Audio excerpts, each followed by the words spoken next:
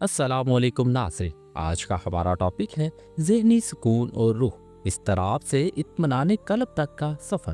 محلوں میں سسکیاں اور مٹی پر رقص، سکون باہر کی دنیا میں نہیں بلکہ اندر اس جزیرے پر ہے جہاں روح بستی ہے۔ کیا آپ نے کبھی اس منظر پر غور کیا ہے کہ دنیا کے جدید ترین شہروں میں جہاں پر آسائش موجود ہوتی ہیں، وہاں نفسیاتی معالجین کے کلینک کیوں بھرے ہوئے ہیں؟ کیوں ایک اربپتی انسان جس کے پاس دنیا کی ہر نعمت ہے رات کو نیند کی گولیاں کھائے بغیر نہیں سو سکتا؟ کیوں دوسری طرف وہ مست قلندر جس کے پاس کل کے کھانے کا سامان نہیں، وہ مٹی کو تکیہ بنا کر ایسی بے فکری کی نیند سوتا ہے کہ وقت کے بادشاہ اس کے چہرے کا اطمینان دیکھ کر اپنی سلطنتیں قربان کرنے پر تیار ہو جاتے ہیں؟ یہ تضاد ہمیں ایک بڑی حقیقت کی طرف بلاتا ہے۔ سکون کا تعلق اسباب سے نہیں بلکہ رب اسباب سے ہے۔ ہم نے سمجھا تھا کہ سکون بینک بیلنس، بڑے عہدوں اور سوشل میڈیا کی واہ واہ میں ہے، لیکن جو ہم ان چیزوں کے پیچھے بھاگیں ہمارا ذہنی اضطراب بڑھتا گیا۔ آج ہم اس خاموش قاتل یعنی ذہنی بے چینی کا وہ روحانی پوسٹ مارٹم کریں گے جو آپ کو بتائے گا کہ آپ کے سکون کا اصل چور کہاں چھپا بیٹھا ہے۔ یہ سفر آپ کے ذہن کی گھٹیوں کو سلجھائے گا اور آپ کی روح کو اس کے اصل مرکز سے جوڑ دے گا۔ آئیے بات کرتے ہیں کہ ذہن اور سکون میں کیا فرق ہے۔ جب خادم غلام بن جائے، معرفت الہی کا سب سے بنیادی اور پہلا سبق یہ ہے کہ اپنے ذہن اور اپنی روح یعنی مائنڈ اور اسپرٹ کے درمیان فرق کو پہچانیں۔ ہم اکثر ان دونوں کو ایک ہی سمجھ بیٹھتے ہیں، حالانکہ ان کی فطرت ایک دوسرے سے بالکل مختلف ہے۔ ذہن کی حقیقت: ذہن ایک حساب کتاب کرنے والی مشین ہے۔ یہ خیالات کی آماج گاہ ہے جو ہر وقت ماضی کے پچھتاووں یا مستقبل کے خوف میں بھٹکتی رہتی ہے۔ ذہن کا کام دنیاوی بقا ہے، یہ ہمیشہ مفاد، ڈر اور کمپیریزن کی زبان بولتا ہے، جبکہ روح کی حقیقت، روح اللہ کے نور کا وہ لطیف ذرہ ہے جو سراپا سکون ہے، جو حال میں جیتی ہے اور جس کا تعلق براہ راست عرش بری سے ہے۔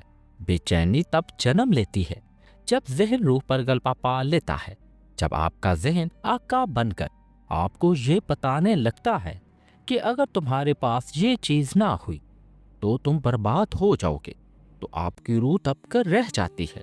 اولیاء اللہ فرماتے ہیں کہ ذہن کو ایک خاتم کی طرح استعمال کرو، اسے آقا نہ بناؤ۔ جب روح اللہ کے ذکر سے طاقتور ہو جاتی ہے تو وہ ذہن کے شور کو خاموش کر دیتی ہے۔ جب روح اللہ کے ذکر سے طاقتور ہوتی ہے تو وہ ذہن کے شور کو خاموش کر دیتی ہے۔ جیسے سورج نکلتے ہی ستاروں کی روشنی ماند پڑ جاتی ہے، بالکل اسی طرح جب روح بیدار ہوتی ہے تو ذہن کے تمام وسوسے اور ڈپریشن خود بخود دم توڑ دیتے ہیں۔ تو آئیے ناظرین، اب بات کرتے ہیں انزائٹی یعنی اضطراب کی حقیقت پر، روح کی ہجرت اور تڑپ پر۔ جدید میڈیکل سائنس جسے انزائٹی یا پنک اٹیک کہتی ہے، اسے اہل اللہ روح کی غربت یا روح کی پکار قرار دیتے ہیں۔ آپ نے کبھی سوچا ہے کہ سب کچھ ٹھیک ہونے کے باوجود دل کے کسی کونے میں ایک اداسی کیوں رہتی ہے؟ ایک ایسا خالی پن جیسے کوئی رشتہ، کوئی فلم یا کوئی سفر نہیں پڑ سکتا۔ معرفت کہتی ہے کہ یہ بے چینی دراصل آپ کی روح کی وہ چیخ ہے جو اپنے اصل مرکز یعنی اللہ سے دور ہو گئی ہے۔ یہ روح اس مادی دنیا کی مسافر ہے، اور مسافر جب تک اپنے گھر نہ پہنچ جائے وہ بے چین رہتا ہے۔ جس طرح ایک پیاسا انسان پانی کے علاوہ کسی بھی قیمتی مشروب سے اپنی پیاس نہیں بجھا سکتا، اسی طرح ایک اللہ سے دور روح کو آپ دنیا کی تمام لذتیں دے دیں، اس کا اضطراب ختم نہیں ہوگا۔ ذہنی بے چینی دراصل اللہ کی طرف سے ایک الارم ہے کہ اے بندے، تو جس راستے پر سکون ڈھونڈ رہا ہے وہ سکون نہیں ہے، واپس میرے پاس آ۔ سکون کوئی ایسی چیز نہیں جسے پیدا کیا جائے، سکون تو روح کی اصل فطرت ہے، بس ہمیں اس غبار کو ہٹانا ہے جو گناہوں اور دنیا پرستی نے ہمارے ذہن پر ڈال دیا ہے۔ تو پیارے ناظرین، اب بات کرتے ہیں نفس امارہ سے، نفس مطمئنہ کے سفر کا۔ امام غزالی نے اپنی شاہکار تصنیف کہ میں سعادت میں ذہنی سکون کو تزکیہ نفس سے جوڑا ہے۔ آپ فرماتے ہیں کہ انسان کے اندر ایک نفس ہے جو سکون کا سب سے بڑا دشمن ہے اگر اسے لگام نہ دی جائے۔ نفس امارہ یہ وہ سرکش گھوڑا ہے جو انسان کو صرف مادی خواہشات کے پیچھے دوڑاتا ہے۔ یہ نفس کبھی سیر نہیں ہوتا، یہ آپ کو حسد، جلن اور مقابلے کی آگ میں جلاتا رہتا ہے، جس کی وجہ سے ذہنی سکون ناممکن ہو جاتا ہے۔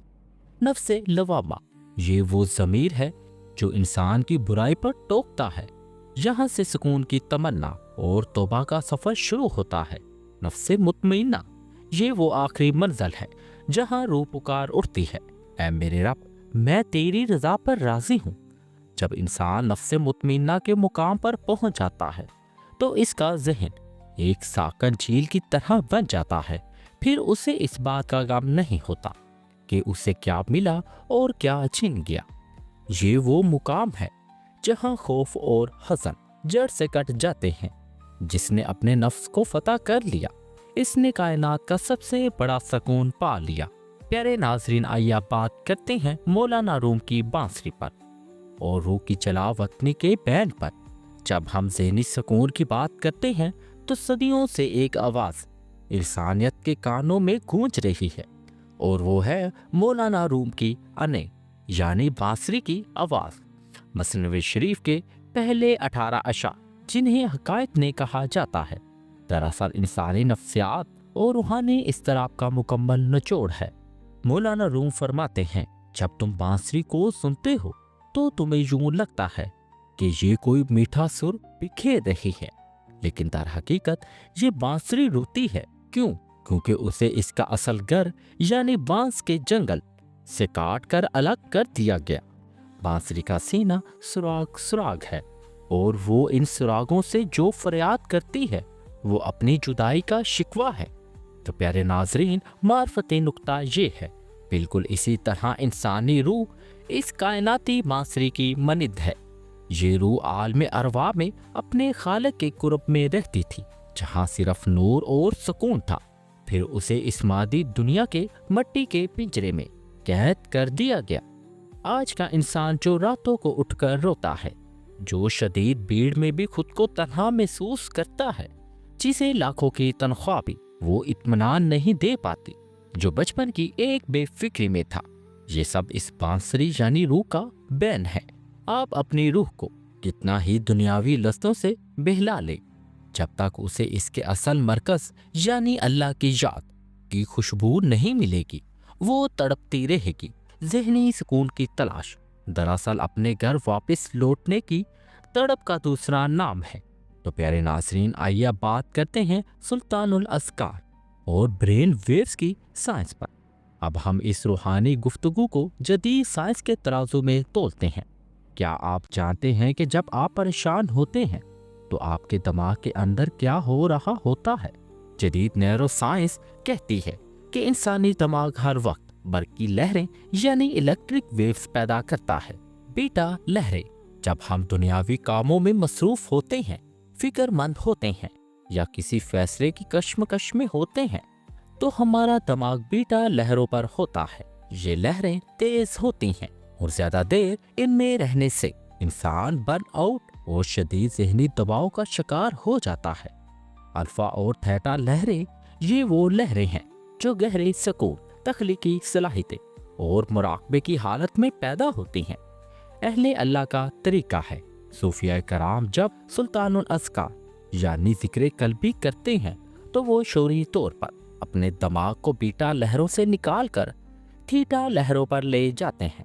جب دل اللہ اللہ کی ضرب لگانا شروع کرتا ہے تو دل کی دھڑکنیں اور دماغی لہروں کے درمیان ایک ہم آہنگی یعنی کوہیرنس پیدا ہوتی ہے۔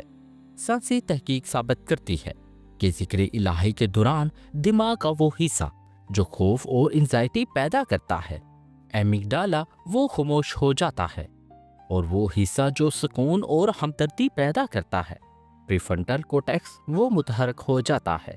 یہ وہ روحانی ری وائرنگ ہے جو کسی اینٹی ڈپریشن گولی سے ممکن نہیں، اولیاء اللہ کا سکون اسی لیے مستقل ہوتا ہے کیونکہ انہوں نے اپنے دماغ کو اللہ کے ذکر کی فریکوینسی پر سیٹ کر لیا ہوتا ہے۔ تو پیارے ناظرین، آئیے اب بات کرتے ہیں کہ خالی پن کا کیا راز ہے، وہ خلا جو کائنات نہیں بھر سکتی۔ آپ نے اکثر سنا ہوگا کہ لوگ اکثر کہتے ہیں کہ سب کچھ ہے پر دل نہیں لگتا۔ یہ دل کا نہ لگنا معرفت کی دنیا میں ایک بہت بڑی نشانی ہے۔ انسان کے دل کے اندر ایک خاص مقام ہے جسے صوفیہ لطیفہ قلبی کہتے ہیں۔ یہ مقام صرف اور صرف اللہ کی محبت کے لیے بنایا گیا ہے۔ اگر آپ اس خلا کو گاڑیوں، عہدوں یا انسانی رشتوں سے بننے کی کوشش کریں گے تو یہ خلا کبھی نہیں بھرے گا، کیونکہ یہ چیزیں اس مقام کے لیے بہت چھوٹی ہیں۔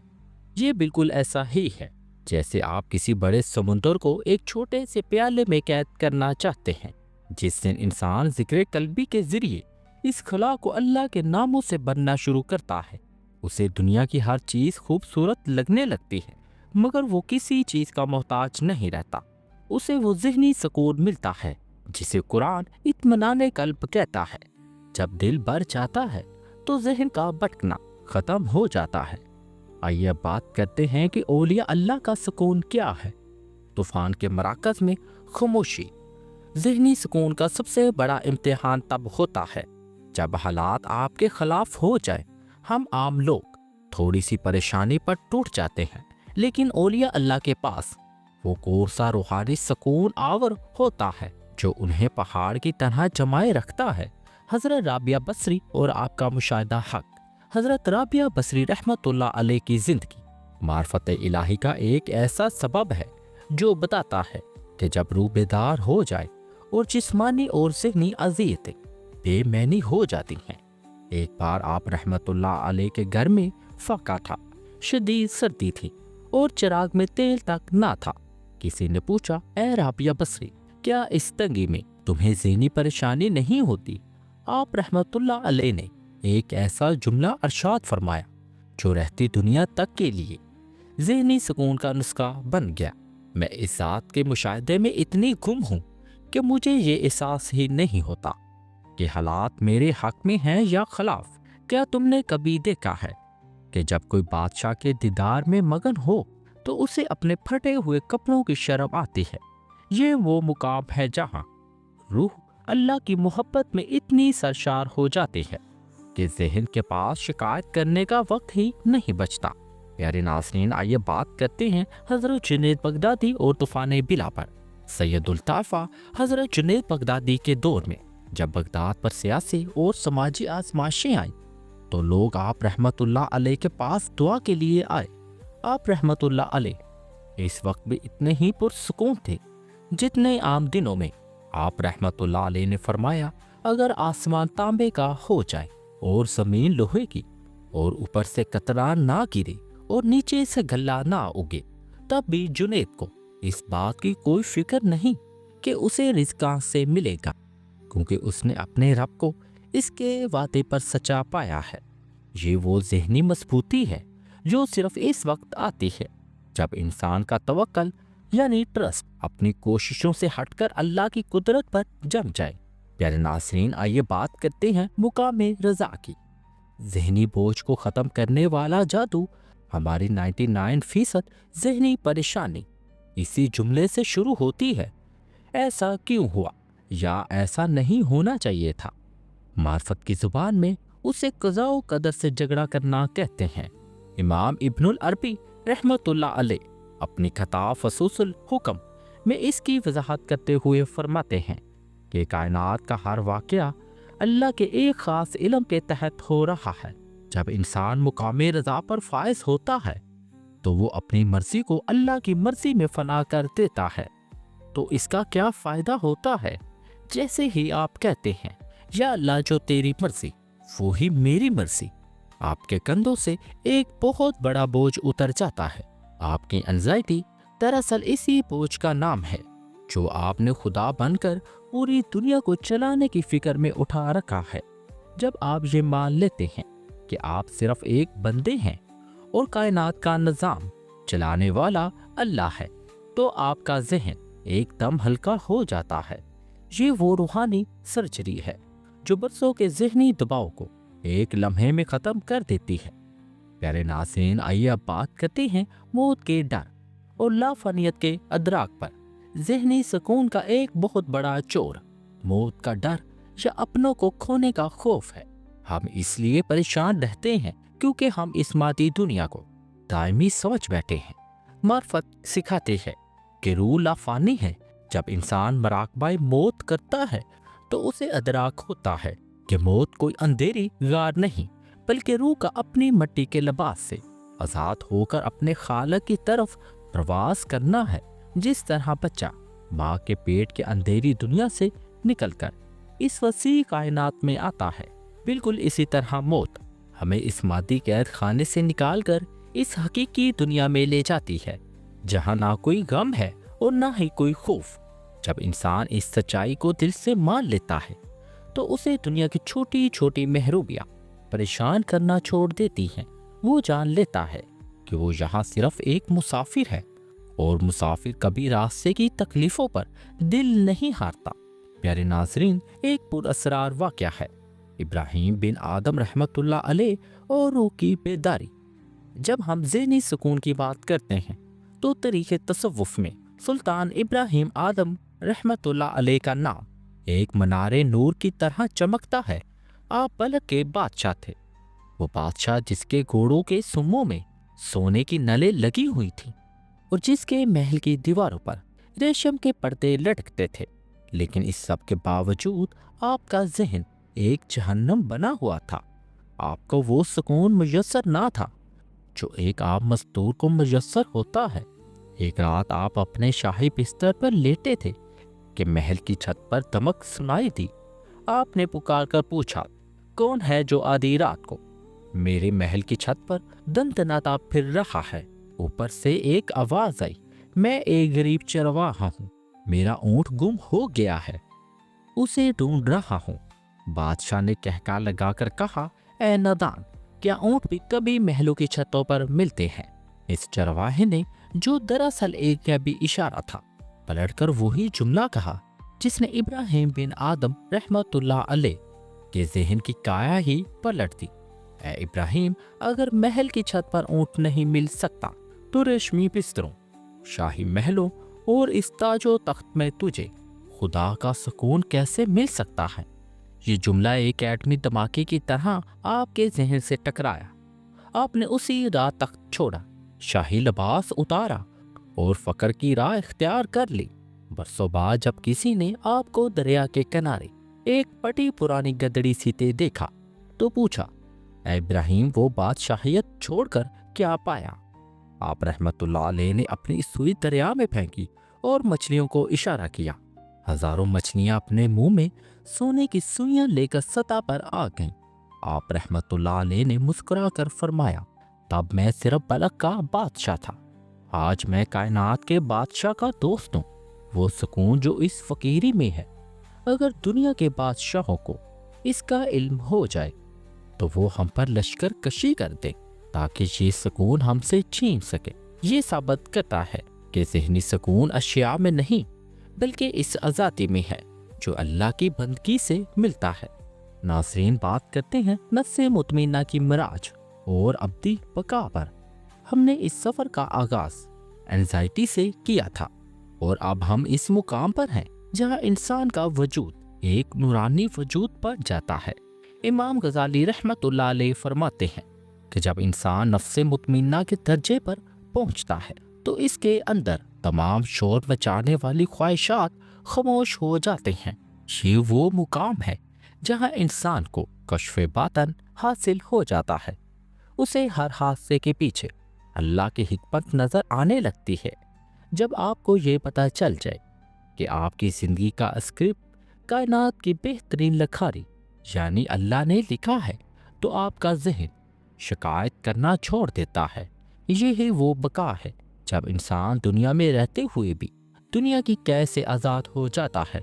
جس طرح ایک غوطہ خور سمندر کی گہرائی میں ہوتا ہے مگر پانی سے بچنے کے لیے اس کے پاس آکسیجن کا ماسک ہوتا ہے، اسی طرح صاحب معرفت دنیا میں رہتا ہے مگر ذکر الہی کا ماسک اسے دنیاوی پریشانیوں کے زہر سے محفوظ رکھتا ہے۔ تو پیارے ناظرین، آئیے اب حتمی نچوڑ اور وظیفہ سکون پر بات کرتے ہیں۔ اس طویل معرفتی سفر کا خلاصہ یہ ہے کہ آپ کا ذہن تب تک بھٹکتا رہے گا جب تک آپ اسے لا الہ یعنی نفی کی چھری سے ذبح کر کے الا اللہ یعنی اثبات کے نور میں فنا نہیں کر دیتے۔ پیارے دوستو، ذہنی سکون کا سنہری فارمولا یہ ہے: سانس کا ذکر، ہر سانس کے ساتھ اللہ کا تصور کریں، یعنی پاس انفاس، مراقبہ شکر، دن میں 5 منٹ صرف ان نعمتوں کا سوچیں جو آپ کے پاس ہیں اور دوسروں کے پاس نہیں۔ رضا الہی یعنی ہر ناگوار بات پر کہیں یا اللہ تیری مرضی میں میری بہتری ہے۔